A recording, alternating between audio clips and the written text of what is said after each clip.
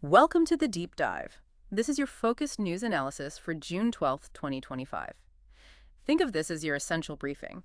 We're taking the day's key current affairs, breaking down the core concepts, and showing you exactly what matters for your preparation.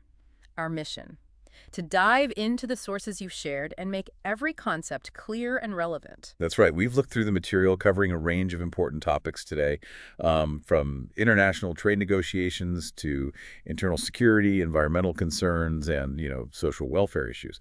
The goal is really to connect the dots and give you those crucial insights efficiently. All right, let's kick things off with something significant on the international front. The India-U.S. bilateral trade agreement. Progress, or maybe lack of progress. First off, what is a bilateral trade agreement? A BTA. Basically, it's a formal treaty, two countries trying to make trade and investment smoother. Exactly. Lowering tariffs, getting rid of other barriers, making regulations work together better. That's the idea. And the India-U.S. context here is, well, it's huge. The U.S. is India's largest trading partner right now. Yeah, massive. We're talking around $120 billion in just merchandise trade in 2024-25. It's a really foundational relationship, economically, strategically, all of it. So the latest news, they're negotiating a limited BTA. Not a full one, but limited. They're hoping to sign it by July 9th this year, but that didn't happen. The new target seems to be fall 2025, so sometime later this year. Right, and high-level talks have been happening. India's Commerce Minister, Piyush Goyal, leading delegations. Yeah. So there's movement, just maybe slower than hoped. What are the main sticking points causing the delay? Well, a couple of big ones. Those U.S. tariffs on steel and aluminum doubled to 50%. Yeah. That's a major hurdle. India is pushing back hard, looking for concessions there. Makes sense. And from the U.S. side? Agriculture. Yeah. The U.S. wants more access to India's agricultural markets. But, that's always a sensitive area for India. Yeah. Domestic farmers' interests are paramount. It's a classic trade negotiation dynamic, isn't it? Absolutely. Yeah. And it's not like they haven't dealt with issues before. Remember, they revived the India-U.S. Trade Policy Forum back in 2021. Right, and India restored some GSP benefits. Yeah. They cleared up those WTO disputes last year. 7 of them. Exactly. So there's a history of finding ways forward. This limited BTA, it's focusing on specifics. Cutting tariffs on certain goods, maybe smoothing out some regulations, improving market access, especially in services, and increasingly digital trade. And you mentioned this fits into India's wider strategy. Yeah, definitely. India is actively diversifying its trade partners. You see the FTAs with the UAE, Australia, Yeah. talks with the UK, the EU. This US BTA, even a limited one, aligns with that. Plus, it potentially supports domestic goals like Make in India, not modern for our part, by opening export avenues. It doesn't happen in a vacuum either. There are other platforms. Right. The India-US Strategic Partnership, the Quad's Economic Cooperation, the CEO Forum, the Commercial Dialogue Trade is just one piece of a much larger relationship. So let's break it down for preparation. What are the core challenges and implications you should be thinking about? Okay, challenges. First, navigating those protectionist moves, the U.S. tariffs, the demands on agriculture, India's balancing act, right? Global ambition versus protecting domestic interests, especially farmers. Then there are specific U.S. concerns, things like digital trade rules, data localization policies, and intellectual property rights. India is still on that U.S. priority watch list. And the impacts. If a deal, even limited, goes through. Potential upsides, boosting exports, maybe attracting more foreign direct investment, strengthening supply chains, especially with that whole China plus one thinking. Strategically, it cements the partnership, socially. Cheaper goods for consumers, possibly, but also risks for certain sectors, like agriculture, if it's not managed really carefully. Governance aspects too, I imagine. Transparency, protecting small businesses. Crucial. Transparent negotiations, making sure small producers and MSMEs aren't disadvantaged, getting digital trade rules right for privacy, all very important. And the path forward. What do the sources suggest? Seems to be about careful, calibrated liberalization, not throwing markets wide open overnight, especially agriculture may be phased opening with safety nets. Resolving the tariff disputes is key, perhaps using that trade policy forum, and then actively leveraging any agreement to plug into supply chains, attract U.S. investment, and, help shape the rules for digital trade. Got it. So for prelims focus, U.S.'s largest trade partner, key disputes, steel, aluminum, agriculture, new target date, fall 2025, and the trade policy forum is the main discussion channel. Okay, let's switch gears entirely. From global trade to something very domestic changes to the Totcall train booking system. Ah, Totcall. Yes, IRCTC's emergency booking scheme started way back in 1997. Allows last-minute tickets, but at a premium. And as many know, it's been kind of notorious for touts and bots grabbing tickets. Exactly. So the big change, Ministry of Railways directive. Aadhaar is becoming mandatory for tot call bookings starting July 1st, 2025. That is a big step. Mandatory Aadhaar, and they're not stopping there. New rules for agents, too. Right. What are those? Agents are now limited only 6 tot call tickets per day. Oh. And they must use their registered Aadhaar to log in, plus an OTP authentication. Using multiple logins or bots. Strictly banned, with penalties. So the aim seems pretty clear. Try to curb the black marketing, make the system more transparent. And hopefully make it fairer for genuine passengers needing those last-minute tickets. Yeah. Hasn't the government tried tackling this before? Oh, definitely. They've tweaked the scheme over the years, introduced dynamic pricing, even started using AI to detect bots last year. This Aadhaar mandate, plus enhanced surveillance by CRENES, the railway IT arm, it's part of that ongoing tech-driven effort to improve integrity. But mandating Aadhaar, that always brings up certain questions, doesn't it? Privacy, for instance. It does. The right to privacy under Article 21 is always part of the discussion. The Aadhaar Act itself talks about limited use, consent. These things need careful consideration. And practical challenges. For sure. The digital divide is a big one. Will everyone, especially in rural or low-income areas, have easy access or linked Aadhaar? Data privacy is another concern when you link travel data to identity. And what about exclusion? Errors in Aadhaar data or linking could potentially stop someone from booking. So it's the trade-off again. Potentially fairer access by cutting out touts, but potential hurdles for some genuine users. Exactly. It could reduce the black market, build trust, but implementation needs to be sensitive to these challenges. What's the suggested way forward, then, to mitigate the risks? Well, offering alternative KYC options is important. PAN card, driving license, passport. For those who might have issues with Aadhaar, public awareness is key too, explaining the new rules clearly. Continued AI monitoring to catch new tricks by touts, regular data privacy audits, and maybe assisted or offline booking options to ensure nobody's left out. Okay, key prelims takeaways. Totcal started 1997, new Aadhaar rule from July 1st, 2025. Agent limit is 6 per day, implemented by Ministry of Railways with GRIIS. All right, next topic, an environmental incident. A ship fire off the coast of Kerala. Yes, ship fires at sea, they're a serious concern, especially when cargo involves chemicals or oil. The potential for marine pollution is huge, damaging biodiversity, coastal ecosystems. Yeah. It's a major disaster management challenge. We have international rules like MARPOL, right, and domestic laws. We do. MARPOL internationally. Domestically, the Indian Coast Guard Act, the Environment Protection Act, 1986. These provide the framework. The Indian Coast Guard, ICG, is the key player here. So what happened off Kerala? On June 10th, a Panama flag container ship caught fire, about 50 kilometers off Kochi. The real worry was the cargo included chemicals, flammable stuff, big pollution risk if it wasn't contained. How was the response? The ICG led the charge, deployed ships, aircraft. It managed to control the fire, which is good news. No casualties reported, thankfully, but, the risk of leaks from the damaged cargo is still there. And the state government? Kerala government acted too, alerted fishermen, started monitoring the shoreline, just in case. Does India have plans for this sort of thing? Yes, there's the National Oil Spill Disaster Contingency Plan, the NSDCP. The ICG manages that. India signed MARPOL. And after some incidents a few years back, procedures for handling chemical cargo were supposedly updated. So in this case, the system kicked in, ICG deployed, coordinated with the State Pollution Board, notified international bodies. Seems so. The immediate fire is out. Now the focus is on salvage and preventing any pollution spill. What challenges does an incident like this highlight? Well, the inherent danger of ships carrying hazardous materials, obviously. It also makes you think, do our ports have enough specialized capacity for chemical fires if one happened closer? Regional coordination is another aspect, and the issue of flags of convenience ships registered in countries with potentially lower safety standards. The potential impacts are scary. Environmental damage, hitting fisheries, tourism. Exactly. And it requires smooth coordination center, state, international agencies. So looking ahead, strengthening response capacity. Definitely. Especially for chemical spills that need specific equipment and training.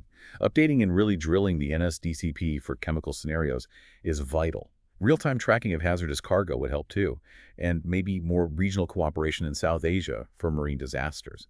Regular joint exercises involving everyone, Coast Guard, state agencies, ports, even local fishermen. Got it. Prelims points. ICG is the lead agency, MARPOL is the key convention, NSDCP is the national plan, incident off Kerala on June 10th, Panama flag container ship. Okay, let's shift focus again. Global strategic minerals this time. rare earths, and a U.S.-China deal. Ah, rare earth minerals, REMs, 17 elements, critical for so much modern tech, electronics, green tech like EVs and wind turbines and defense systems. They're everywhere. And they're not actually that rare geologically, but mining and especially processing them is complex and environmentally challenging. And the big strategic issue is China's dominance, right? Overwhelming dominance. China controls maybe 60–70% of global production, but the real choke point is refining around 85%. That gives them huge leverage over global supply chains. So what's this new U.S.-China deal about, especially with those high tariffs still in place? It's interesting. It seems to be a limited deal specifically on REMs. The U.S. gets to keep importing certain REMs from China in a controlled way, basically avoiding a massive supply shock, given their dependence. China gets. Reports suggest China agreed to cap export prices on these specific REMs, maybe to discourage market distortion. But crucially, those high 55% U.S. tariffs on lots of other Chinese electronics, they stay. So the U.S. keeps that broader trade pressure on. It's a kind of strategic balancing act. Both countries have strategies to deal with this dependence, don't they? Absolutely. The U.S. is pushing domestic supply via things like the Inflation Reduction Act. They're diversifying sources through partnerships like the Quad Minerals Partnership. That's U.S., India, Japan, Australia, plus R&D into alternative tech. And China. China's tightening export quotas sometimes, but also really pushing its downstream industry. They want to make the magnets, the batteries, the finished products themselves, not just export the raw materials. And India's role in this. India is definitely trying to ramp up. There's CABIL, the joint venture for overseas exploration, MARDIUs with countries like Australia, exploring domestic potential like monazite sands, and there's a draft critical minerals policy being worked on. For preparation, what are the main issues here? Key challenge: China's processing monopoly and the resulting strategic vulnerability for others. The environmental impact of REM mining and processing is significant. And for India, there's a challenge of actually tapping into its potential, overcoming tech and investment gaps. Impacts are widespread. Consumer prices, green tech costs. Geoeconomic competition, absolutely. It touches everything. What's the way forward suggested, particularly for India? Accelerate that critical minerals policy, build the domestic industry, strengthen cooperation, especially through the Quad, build direct India-U.S. tech and sourcing links, and critically, ensure strong environmental and community safeguards for any domestic mining. Prelims focus: 17 REMN elements, China's 85% refining share, India's CABIL initiative, Quad Minerals members, India, U.S., Japan, Australia, and that 55% U.S. tariff figure on other electronics.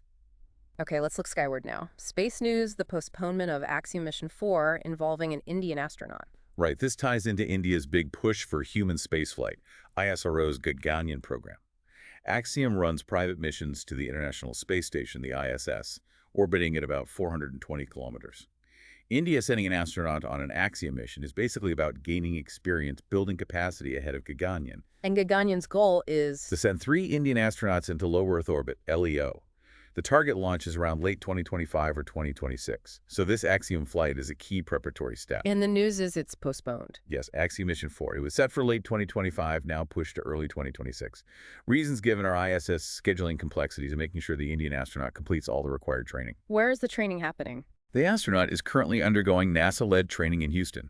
The goal is hands-on experience, microgravity research, space systems operations, living in space, all vital learning for Gaganyaan. This is also part of that broader India-U.S. Space MOU from 2023. India's human spaceflight program has been building up, right? It has. Gaganyaan got sanctioned in 2018.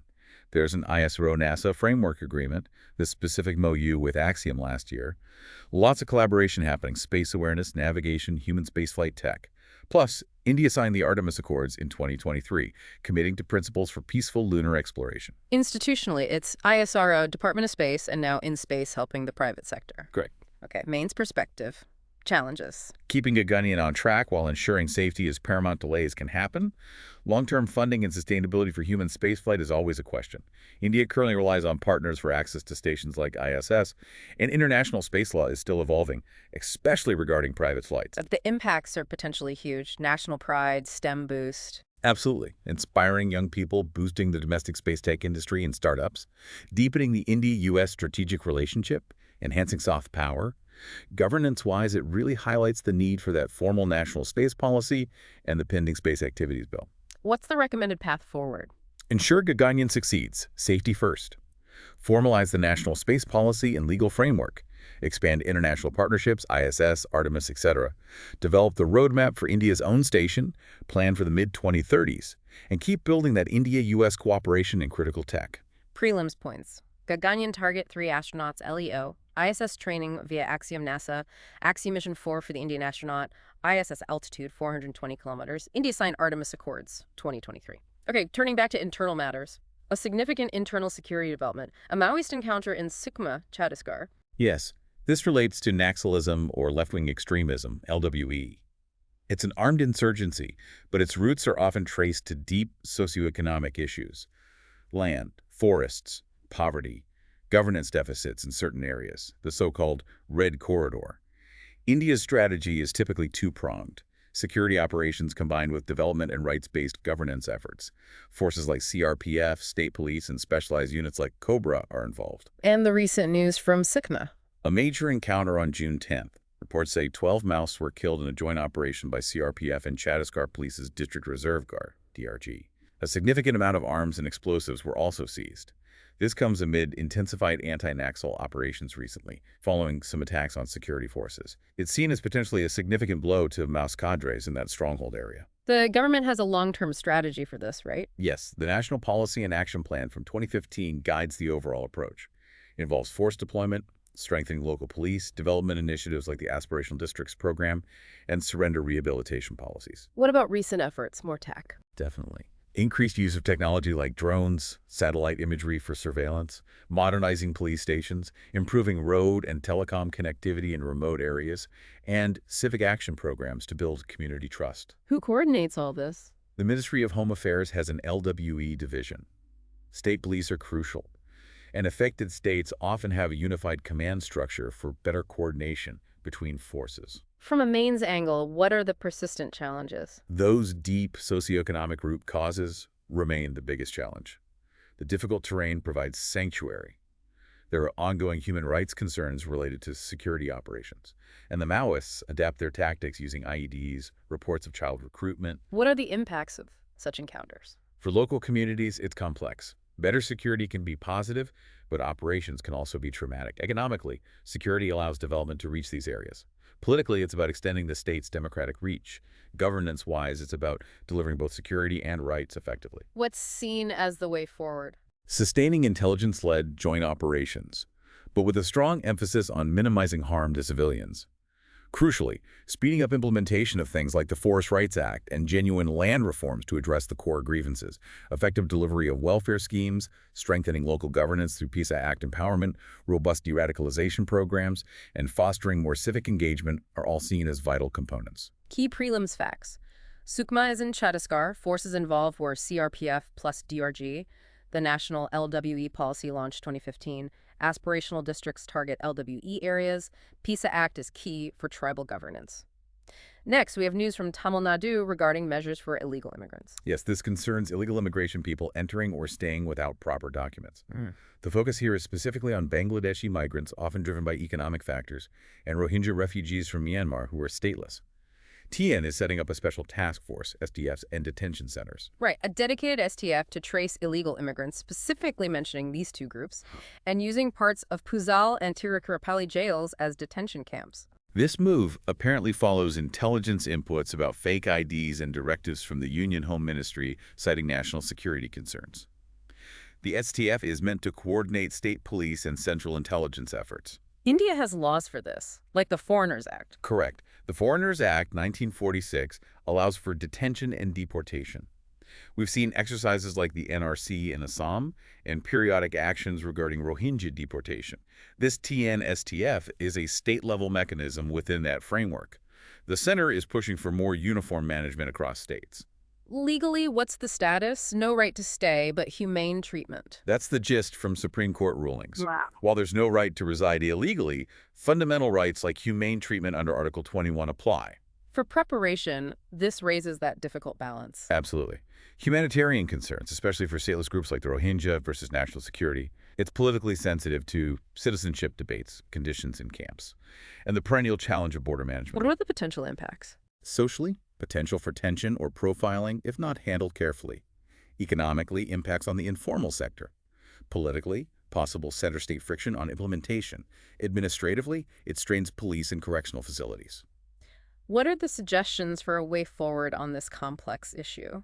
Transparency in identification processes is key to avoid harassing genuine citizens or legal residents. Ensuring detention conditions meet humanitarian standards, especially for women and children. Speeding up bilateral coordination for deportation with neighboring countries is needed, though very difficult for stateless people. A clear, comprehensive national policy on refugees and immigration is often called for. Plus, continued efforts on border management and intelligence alongside community awareness and legal aid access. Prelims focus. STF in Tamil Nadu, targeting Rohingya Bangladeshi migrants. Main law is Foreigners Act 1946. Camps planned in Puzal and Tiruchirappalli. Okay, one last topic for today's deep dive. It touches on social welfare, specifically the condition of government hostels for marginalized students. Right.